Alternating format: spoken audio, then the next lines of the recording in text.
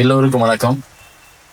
கீழே இருக்கவங்க, மேலே இருக்கவங்க, பொறுப்பில் இருக்கவங்க எல்லாருக்கும் என்னுடைய சிறந்தாழ்ந்த வணக்கம். குறிப்பாக கோலம் போட்டு இருக்க அத்தனை மகளிருக்கும் என்னுடைய அன்பான வணக்கம். நீங்கள் என்ன பேச்சை கேட்டுக்கிட்டே கோலம் போடுங்க, கோலம் நல்லா வரும். இந்த மாமதுரையர் இயக்கம் அப்படின்றத பற்றி ஒவ்வொருத்தரும் ஒவ்வொரு வகையான டெஃபினேஷன்ஸ் சொன்னாங்க. எனக்கு என்ன தோணுதுன்னா, இங்கே யாருக்கு எம்எல்ஏ சீட்டு யாருக்கு எம்பி சீட்டுன்னு போட்டி இன்னொரு 10 வருஷம் கழிச்சு கண்டிப்பாக இதில் யாரோ ஒருத்தர் எம்பிக்கு எம்எல்ஏவுக்கு நிற்பாங்க. எதிர்காலத்தில் நம்ம ஓட்டு போடுவோம். ஏன்னா அதுதான் நம்ம நினைக்கிற எல்லாத்தையும் செய்யறதுக்கான ஒரு இடம். நம்ம செய்யணும்னு நினைக்கிறோம்ல, மதுரைக்கு நம்ம செய்யணும்னு நினைக்கிற எல்லாத்துக்கும் ஒரு அதிகாரம் வேணும், ஒரு பவர் வேணும்.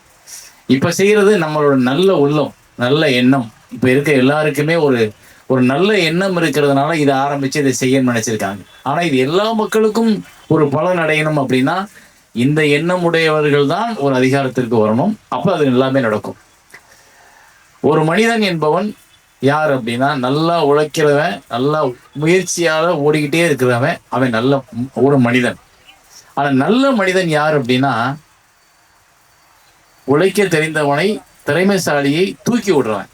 நீ அடுத்த இடத்துக்கு வா, நீ இந்த இடத்துக்குள்ள வா, உன்னால முன்னேற முடியும், நான் ஹெல்ப் பண்றேன், நான் சப்போர்ட் பண்றேன் அப்படின்னு தூக்கி விடுறவங்க தான் நல்ல மனிதன் லிஸ்ட்ல சேர்றாங்க. நமக்கு பணம் கொடுக்குறவன், கடன் கேட்டவன கொடுக்குறவன், காசை கேட்டவன திருப்பி, அது கிடையாது. அவங்க நல்ல மனிதர்கள் இல்லை. அவங்க ஹெல்பிங், ஒரு ஒரு உதவும் உள்ளவர்கள். ஆனா நல்ல மனிதர் யாருன்னா, தன் முன்னாடி ஒருத்தர் திறமை இருக்கு, ஆனா அவனால கஷ்டப்படுறான், மேல வர முடியல அப்படின்னா, தம்பி இங்க வாடா, இந்த கம்பெனிக்கு போ, அங்கே உனக்கான வேலை இருக்கு அப்படின்னு அனுப்புறவன் தான் ஒரு நல்ல மனிதன். அப்படி இருக்கும்போதுதான் அந்த சமூகம் தன்னை மாதிரியே எல்லாரும் சிறந்தவர்களா, முக்கியமானவர்களா, புகழுடையவர்களா, ஒரு ஒரு வசதி படைத்தவர்களா உருவாக முடியும். நம்ம மட்டுமே சம்பாதிச்சுக்கிட்டு இருந்தோம்னா நம்ம கூலிக்கு வேலைக்கு ஆள் வேலையாள்களுக்கு கூலி கொடுக்கலாம், இல்லை இல்லை. ஆனா சமூகம் மேல வராது. இப்போ சமூகம் மேல வர்றதுக்கு பயன்படுவதாகத்தான் நான் இந்த மாமதுரை இயக்கத்தை பார்க்கறேன். மாமதுரை இயக்கம் நம்ம மட்டும் இல்லை, நம்மளை கூடி இருக்கிறவங்க, நம்ம ஊருக்காரங்க, நம்மளோட மக்கள், நம்மளோட சொந்தம், நம்ம கூட உடன்பிறப்புகள் எல்லாருக்கும் அவங்ககிட்ட என்ன இருக்கோ அதையெல்லாம் தெரிந்து அவங்களுக்கான வேலை வாய்ப்புகளை ஏற்படுத்தி கொடுத்து அவங்களுக்கான திறமைகளை பல சந்தைகள் கொண்டு போய் சேர்க்கிறது.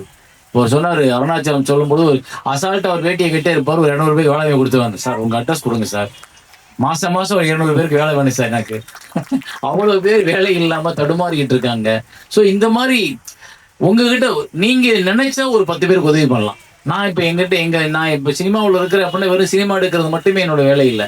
சினிமாவிலோட நான் என்ன செய்யறேன், என்னோட படம் மூலமாக எத்தனையோ லட்சக்கணக்கான பேருக்கு உதவி பண்றேன். ஏன்னா ஒரு அவங்களுக்கான சந்தேகங்களை தீர்க்கிறேன், அவங்களுக்கான குழப்பங்களை தீர்க்கிறேன், அவங்களுக்கான போற பாதையை ஏற்படுத்தி கொடுக்குறேன். அவங்கள நீங்க இப்படி இருந்தா நல்ல வாழ்க்கை வாழலாம்னு என் திரைப்படங்கள் மூலமா நான் சொல்லும் பொழுது எனக்கு ஒரு திருப்தி கிடைக்குது. ஏன் இந்த மாமதுரை இயக்கத்திற்குள்ள கூட வர்றோம்? எத்தனையோ இயக்கம் இருக்கு மதுரையில, எத்தனையோ பேர் அமைப்பு வச்சிருக்காங்க. ஆனா ஏன் இந்த மாமதுரையர் இயக்கத்துக்குள்ள வர்றோம் அப்படின்னா, அவங்களோட நோக்கம் சிறந்ததாக இருந்தது. அவங்களுடைய நோக்கம் இந்த மதுரை மண்ணை, மதுரையில் இன்னைக்கு எடுத்துக்கிட்டீங்கன்னா சாதித்தவர்கள் லிஸ்ட், மதுரையோட டோட்டல் மதுரையில் எடுத்துக்கிட்டு சாதனையாளர்கள் எடுத்துட்டா கிட்டத்தட்ட 10,000 பேர் கிட்ட இருப்பாங்க. அவ்வளவு பேர் இருக்காங்க அந்த பெரிய உச்சியில சாதனையோட இடத்துல இருக்கிறவங்க. அவங்களெல்லாம் நமக்கு தெரியாது. பெரும்பாலும் எல்லாருக்கும் தெரிஞ்சது சினிமாவில் இருக்கவங்க மட்டும்.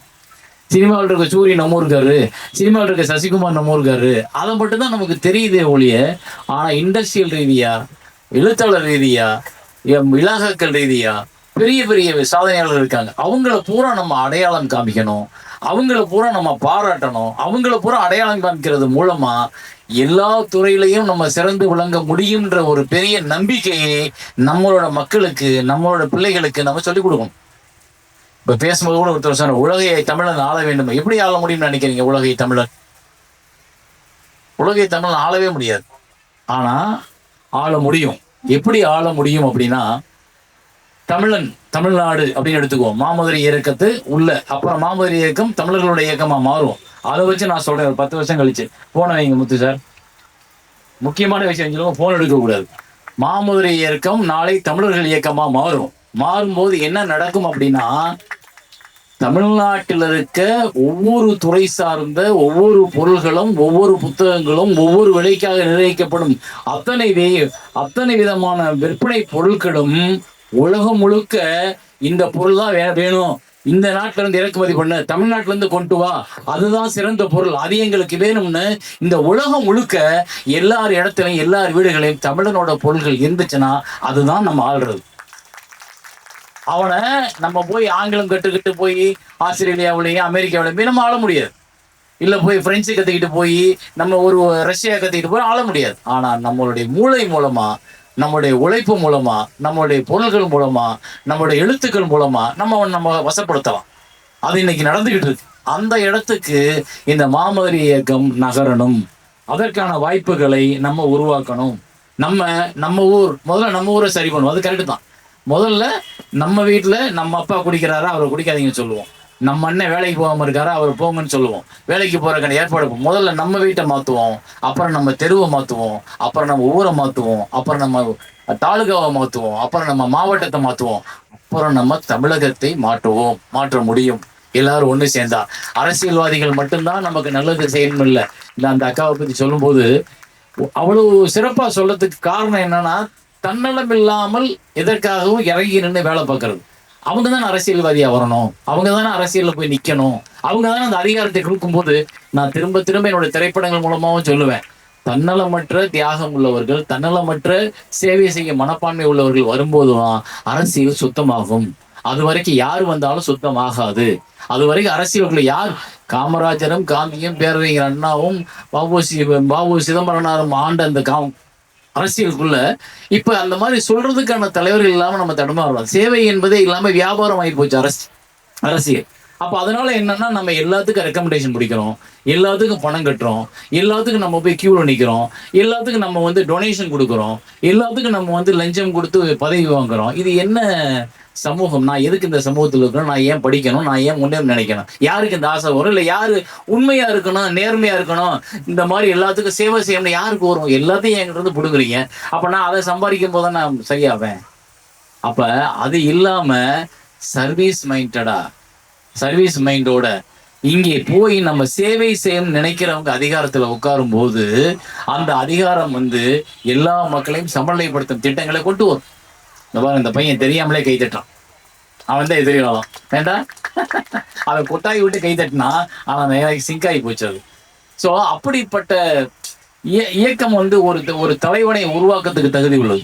இயக்கம் ஒரு சேவையில் சிறந்தவனை உருவாக்க தகுதி உள்ளது. இயக்கம் ஒரு பெரிய எழுத்தாளனை உருவாக்குறதுக்கு தகுதி உள்ளது. நம்ம வியாபாரம் பண்ணி கொடுக்குறவங்க ஓகே, அது அவங்க பொருளாதார உயர்த்துறதுக்கு. நாங்கள் சந்தைகள் உருவாக்கி அதில் அவங்களை பெண்களை வேலை செய்ய வைக்கிறவங்க ஓகே, அது அவங்க குடும்ப சூழ்நிலை உருவாக்குறது. ஆனால் எத்தனை நாள் முத்துவும் எத்தனை நாள் திருமுருகனுமே இதை இயங்கிக்கிட்டு இருப்பாங்க. எப்போ நீங்கள் இயங்குறது, எப்போ நீங்கள் மாறுறது, எப்போ நீங்கள் உங்களுக்கான இயக்கத்தை உருவாக்குறது? அப்படி எல்லாரும் சேர்ந்து ஒரு தேரை கட்டி இழுத்தோம்னா தான் அது எல்லாருக்கும் போய் சேரும். அப்படி சேர்றதுக்கான முயற்சியாக தான் நான் இந்த மாமதுரை இயக்கத்தை பார்க்குறேன். இந்த மாமதுரையர் இயக்கம் அப்படின்ற சொல்லும் பொழுது ஒரு பெரிய கம்பீரம் வருது, ஒரு திமிரு வருது எனக்கு. மாமதுரையர், அது மதுரையர்னு சொன்னாலே வரும், ஏன்னா மதுரைக்காரங்களே கொஞ்சம் அப்படித்தான் நிற்போம். ஆனா மாமதுரையர் அப்படின்னு சொல்லும் போதுல உங்களை எல்லா விட நான் மேல்றா அப்படின்னு சொல்ல தோணுது. ஆனா யாரையோடய நம்ம மேல் இல்லை, எல்லாரையும் நம்ம கூட சேர்ந்து மேல உட்கார வைக்கிறதுக்கு தான் நம்ம வைக்கப்பட்டிருக்கோம், முயற்சி பண்ணிட்டு இருக்கோம். ஸோ அந்த முயற்சி ஜெயிக்கணும், அந்த முயற்சி நமக்கு வரணும் அப்படின்னா இந்த திட்டத்தை இந்த இவங்களோட சேர்ந்து நம்ம எதெல்லாம் செய்ய போனோம். நிறைய பேசியிருக்கோம். நாங்கள் நிறைய அவரை சந்திக்கும் போதுதான் கிட்டத்தட்ட ஒரு 3 மணி நேரம் நான் விட மாட்டேன் அவரை. ஏன்னா எனக்கு ஏதாவது ஒன்று யார் மூலமாவது நடக்கணும். எல்லாத்துக்கும் ஒரே ஆள் போய் நிற்க முடியாது. எல்லாத்துக்கும் நம்ம ஒரே தலைவனை நம்பினாதான் நம்மளோட பிரச்சனையே. ஆனால் நான் தான் தலைவன், நீ தான் தலைவன், நீங்கள் தலைவன் சொல்லிட்டா இந்த பிரச்சனை இல்லை. ஏன் எல்லாத்துக்கும் நமக்கு ஒரே ஒரு தலைவன் வேணும்? எத்தனை நாள் நம்ம ஒரு தலைவனை நம்பி இருப்போம்? நான் தாங்க தலைவன். என் பக்கத்துல எனக்கு இருக்க நண்பர்களை மாற்றுறதுக்கு, எனக்கு இருக்க ஃபேமிலியை காப்பாத்துறதுக்கு, என் நண்பனோட ஃபேமிலியை காப்பாத்துறதுக்கு, என் உறவோட ஃபேமிலியை காப்பாற்ற நான் முயற்சி பண்ணலாமே. அப்படி ஒவ்வொருத்தரும் முயற்சி பண்ணி பாருங்க. யாரையும் நம்ம எதிர்பார்க்க வேண்டியதே இல்லை. நம்ம வரி கட்டுவோம், நம்ம நிம்மதியாக வாழ்ந்துட்டு இருக்கோம். வரி இந்த சமூக கட்டமைப்புக்கு, வாழ்க்கை நமக்கானது. நம்ம ஆனா இன்னும் அரசாங்கத்தை எதிர்பார்த்து, இலவசங்களை எதிர்பார்த்து, எல்லாத்தையும் எதிர்பார்த்தே உட்காந்துருக்கோம். அந்த நிலைமை நமக்கு மாறணும்னா நம்ம வீட்டில் இருக்க பசங்களுக்கு, நம்ம வீட்டில் இருக்க பிள்ளைங்களுக்கு படிப்புன்றது ஒரு மனப்பாடம் பண்ணி ஒரு கார்பரேட் கம்பெனில போய் வேலை பார்க்கறது இல்லை. படிப்புன்றது வெறும் ஒரு 20,000 ரூபா, 30,000 ரூபா, 50,000 ரூபா, 1,00,000 ரூபா சம்பளம் வாங்குறதுக்காக கிடையாது. உங்க வாழ்க்கையை நீங்க எவ்வளவு சாட்டிஸ்ஃபைடா, நிம்மதியா, அழகா உருவாக்கிக்கிறீங்கன்றது தான் படிப்பு. ஆனா அந்த படிப்பு நம்ம கிட்ட இல்ல. நீங்க ஒரு வீட்டுல குழாய் ரிப்பேரா போச்சுன்னா ஒரு பிளம்பரை தேடணும், உங்களுக்காக சரி பண்ண முடியும், நீங்க அதை கத்துக்கல.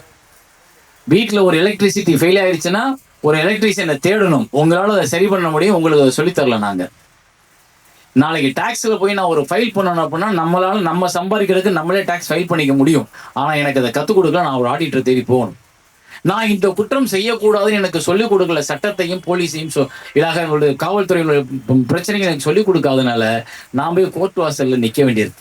ஆனா இதெல்லாம் எனக்கு தெரிஞ்சிருச்சுன்னா நான் முதல்ல என்னை சரி செஞ்சுக்கிட்டு குற்றமற்றவனாக, எல்லாம் தெரிந்தவனாக, எல்லா வேலையும் நானே சரி பண்ணிக்கிட்டு, கார் மெக்கானிக்கோட நான் கால் வச்சு நானே சரி பண்ணிட்டு நிம்மதியான வாழ்க்கையை ஓட்டலாமே. அதை ஏன் எனக்கு சொல்லிக் கொடுக்க மறுக்குது சமூகம்?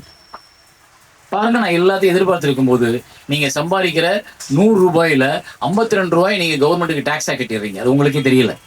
கணக்கு போட்டு பாருங்க, 52 ரூபா நம்ம டாக்ஸ் கட்டுறோம் 100 ரூபாயில. மிச்சம் இருக்க 40 ரூபாயில நீங்க 30 ரூபா வெளியில வேலை செய்யறவங்களுக்கு கொடுத்துருவீங்க. மிச்சம் இருக்க 10 ரூபா தான் நீங்க சேமிக்கணும். அதையும் சேமிக்க மாட்டீங்க, ஏதோ ஒரு படத்துக்கு பிளாக்ல டிக்கெட் வாங்கிட்டு போயிடுவீங்க. ரைட்? அப்ப இது எங்கே இருக்கும்? நம்ம பின்தங்கி இருக்கும். நம்மளை தெரியாமலேயே நம்மளுடைய சமூகம் நம்ம கிட்ட சுரண்டி, நம்மளை ஏமாத்தி, நம்ம கிட்ட ஓட்டு வாங்கிக்கிட்டு நம்மளையே ஆண்டுகிட்டு இருக்கு. ஸோ அந்த இடத்துல இருந்து மாறணும், ஒரு விழிப்புணர்வு வரணும்னா விழிப்புணர்வு கூட்டங்கள், விழிப்புணர்வு புத்தகங்கள் இதெல்லாம் இங்கேருந்து உருவாக்கலாம். டிஜிட்டல் அப்படின்னு அப்துல் கலாம் அவர்கிட்ட ஒப்படைக்கும் போது அவர் சொல்லியிருப்பாரு, கண்டிப்பா இது எல்லா மக்களுக்கும் சேரணும்னு. ஆனா எல்லா மக்களுக்கும் சேர்றதுக்கு என்னென்ன பிரச்சனை இருக்குன்னு உங்களுக்கு தெரியும். எல்லா மக்கள்கிட்டையும் கொண்டு போக முடியல. டிஜிட்டல்ன்றது என்ன, எதுக்காக நம்ம அதை கொண்டு வர்றோம்? இல்ல திருமுருகன் சார் உலகம் முழுக்க சந்தையெல்லாம் போறாரு, எதுக்காக போறாரு அப்படின்னா, சென்றிடுவீர் 8 திக்கும் கலை செல்வங்கள் யாவும் குழந்தைங்க சேர்ப்பீர்னா. ஆனா எந்த செல்வம் நம்ம கிட்ட வந்துருக்கு நமக்கு தெரியல. ஐபோனை வாங்குறோம், ஒரு நாளைக்கு ஒரு போன் போடுறான், ஒரு போனை போட்டு 3 மாசத்துல அதோட மாடலை மாத்துறான். நம்ம வீட்டுல இருக்க பிள்ளைங்க என்ன பண்ணுது? அந்த போனை வாங்க ஆசைப்படுது. இப்பதாண்டா 60,000 செலவழிச்சேன்னா அதை அடம் பிடிக்குது. நம்ம ஒண்ணு பிள்ளை கேட்டுச்சுன்னா இன்னொரு 80,000 ரூபாய் போட்டு வாங்கி கொடுக்குறோம். இன்னொரு டிவி வாங்குறோம், உடனே அட்வான்ஸ் மாடல் வந்துருச்சு, உடனே அந்த டிவி தூக்கி வைக்கிறோம். ஏன்டா என் போன் நல்லா தானே இயங்கிக்கிட்டு இருக்கு, நான் ஏன் மாத்தணும் அப்படின்ற கேள்வியை நம்ம முன்ன வைக்கிறது இல்லை. கார்பரேட்டுகளோட வியாபார பொருட்களை வாங்குறதுக்கும் அதுக்கு பணம் கொடுக்கறதுக்கும் அந்த கொள்முதல் அதிகப்படுத்துறதுக்கு தான் நம்ம வேலை பார்க்குறோம் எல்லாரும். இது எவ்வளவு பெரிய சுரண்டல்னு யோசிச்சு பாருங்க, உங்களுக்கு தெரியும். நான் சொல்றது சும்மா சொல்லலை, சுரண்டல். திடீர்னு நாங்க வாட்டுக்கு 3 கோடி ரூபாய்க்கு படம் எடுத்துக்கிடுவோம். நிம்மதியா எல்லாம் 100 பேர் படம் எடுப்போம், 80 பேர் படம் ஓடும், 20 பேரோட ஓடாது. அப்புறம் அடுத்த வருஷம் அவன் படம் ஓடும், என் படம் ஓடாது. ஆனா திடீர்னு 100 கோடி தூக்கிட்டு வந்தான் ஒருத்தன் படம் பண்றோம்னு, 80 பேர் காணாம போயிட்டான். எங்க நடக்குது அநியாயம்? யோசிச்சு பாருங்க, சுரண்டல். அந்த இதற்கான தீர்வுகள் எல்லாம் நம்ம எல்லாரும் நினைச்சாத்தான் வரும். நாளைக்கு உங்க வீட்டுல இருந்து ஒரு விஞ்ஞானி வரலாம், உங்க வீட்டுல இருந்து ஒரு இசையமைப்பாளர் வரலாம், உங்க வீட்டுல இருந்து ஒரு போலீஸ்காரர் வரலாம், உங்க வீட்டுல இருந்து ஒரு கலெக்டர் வரலாம், உங்க வீட்டுல இருந்து ஒரு சட்ட வல்லுநர் வரலாம். அவனை பூரா நாளைக்கு இவங்கிட்ட போய் கை கட்டி நிக்க வைக்க போறோம். அது இல்லாமல் தன்னிச்சையா திமிரோட மதுரையர் அப்படின்னு சொல்றது மாதிரி, மான தமிழன் அப்படின்னு சொல்ற மாதிரி இருக்கணும்னா இதெல்லாம் நம்ம பசங்களுக்கு நம்ம சொல்லிக் கொடுக்கணும், மாற்றணும்.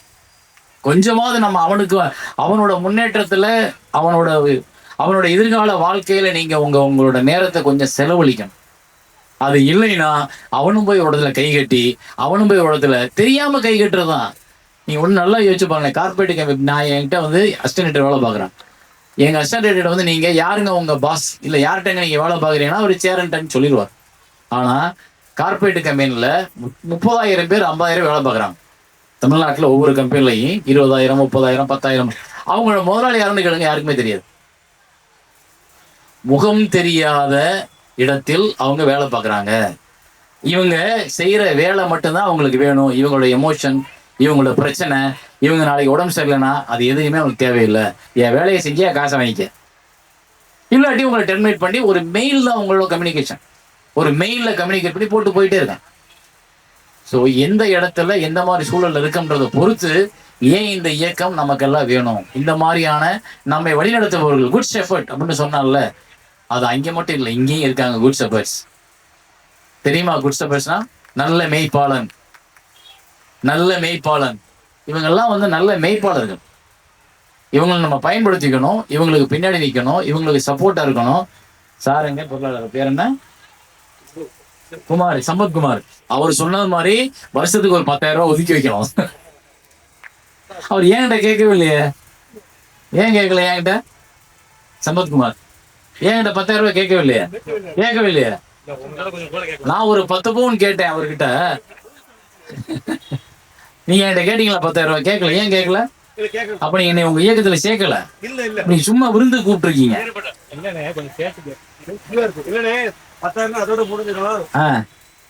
1 லட்சமா கேட்கலாம். சரி, எப்பவா இருந்தாலும் நான் உங்களோட இருப்பேன். நல்ல சிந்தனைகளை விதைக்கணும். நல்ல சிந்தனைகளை விதைக்கிறவங்க எங்க கூட வாங்க. நாங்க எல்லாரும் சேர்ந்து இந்த நல்ல சமூகத்தை மலர செய்வதற்கு எங்களால் அவர்களால் முடிந்த வரைக்கும் என்னெல்லாம் செய்ய முடியுமோ அதெல்லாம் செய்வோம். சந்தோஷமா சிரிச்ச முகத்தோட கூட வாங்க. நம்மள மாதிரியே சிரிச்ச முகத்தோட நிறைய பேரை உருவாக்குவோம். நன்றி, வணக்கம்.